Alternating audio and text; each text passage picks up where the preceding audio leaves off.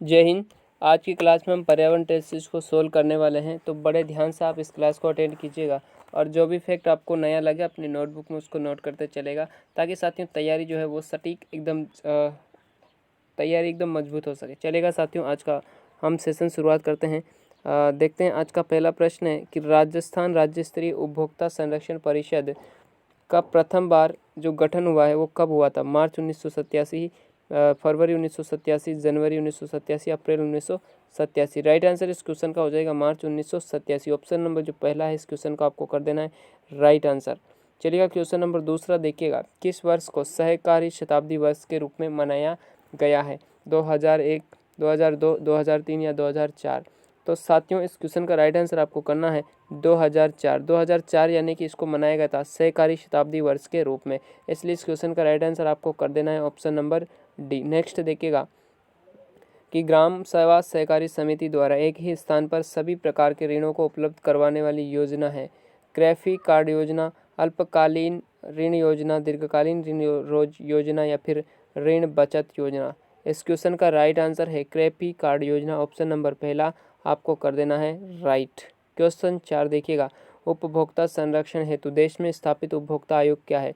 क्या अर्धन्यायिक व्यवस्था है, पूर्ण न्यायिक व्यवस्था है, त्रिस्तरीय व्यवस्था या फिर कोई नहीं है? साथियों जो है उपभोक्ता संरक्षण हेतु जो देश में स्थापित जो उपभोक्ता आयोग है वो अर्ध न्यायिक व्यवस्था के अंतर्गत आता है। राइट आंसर इस क्वेश्चन का हो जाएगा ऑप्शन नंबर पहला। नेक्स्ट है कि बादली क्या है? देखिएगा बादली पहले मैं आपको बता दूं एक आभूषण भी है, यहाँ पर एक आभूषण भी, बादली को एक आभूषण भी है, ये भी आपको ध्यान रखना है। लेकिन यहाँ पर क्वेश्चन कुछ अलग है कि क्या रामदेव जी की पंचरंगी ध्वजा है? तो इसको तो पंचरंगी ध्वजा को तो हम कहते हैं नेजा। क्या कहते हैं? नेजा। तो ये ऑप्शन तो अपना गलत हो गया। रामदेव जी के जयकारे हैं, रामदेव जी के यात्री है या रामदेव जी के स्थान है? साथियों इस क्वेश्चन का राइट आंसर रामदेव जी के जो जयकारे हैं उसको हम कहते हैं साथियों बादली। क्या कहते हैं? बादली। और बादली एक क्या होती है? आभूषण भी होता है, ये भी आपको ध्यान में रखना है। नेक्स्ट क्वेश्चन है कि मालानी का धनी कहा जाता है? वीर दुर्गादास राठौड़ को, पाबू जी को, मल्लीनाथ जी को या तल्लीनाथ जी को? तो देखिए मालानी का जो धनी है साथियों उसको वो कहते हैं मल्लीनाथ जी को। मल्लीनाथ जी का जो संबंध है वो है तिलवाड़ा। तिलवाड़ा और तिलवाड़ा पड़ता है आपका बाड़मेर के अंतर्गत। कहाँ पर पड़ता है? तिलवाड़ा बाड़मेर के अंदर। राइट आंसर इस क्वेश्चन का हो जाएगा ऑप्शन नंबर सी। नेक्स्ट है कि जार पीर के नाम से कौन से लोक देवता को जाना जाता है? जहार पीर यानी कि जहार पीर मतलब साक्षात भगवान, जिसको आप कह सकते हो साक्षात भगवान, है ना? तो क्या तेजा जी है, गोगा जी है, पाबू जी है या फिर रामदेव जी है? तो जहार पीर कहा जाता है साथियों गोगा जी को। राइट आंसर इस क्वेश्चन का हो जाएगा option number B. Option number B is the correct answer. Next है गोगा नवमी मनाई जाती है? गोगा नवमी कब मनाई जाती है भाई? भाद्र शुक्ल नवमी को, श्रावण शुक्ल नवमी को, भाद्र कृष्ण नवमी या श्रावण कृष्ण नवमी? गोगा नवमी मनाई जाती है भाद्र कृष्ण नवमी को। राइट आंसर हो जाएगा option number C. Option number C यानी कि भाद्र कृष्ण नवमी को मनाई जाती है गोगा नवमी। अब देखते हैं पाबू जी को अवतार माना जाता है? राम का, लक्ष्मण का, शेषनाग का या फिर विष्णु का? पाबू जी को माना जाता है शेषनाग का लक्ष्मण का अवतार। पाबू जी को कहा जाता है ऊँटों का देवता। क्या कहा जाता है? ऊँटों के देवता कहा जाता है। और क्या कहा जाता है भाई? प्लेग रक्षक कहा जाता है। क्या कहा जाता है? प्लेग रक्षक लोक देवता। और क्या कहा जाता है?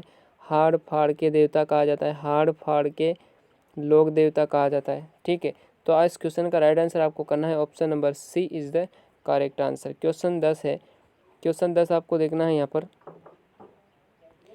कि अकबर के विरुद्ध चित्तौड़गढ़ आक्रमण के समय कौन से लोक देवता युद्ध करते हुए मारे गए थे?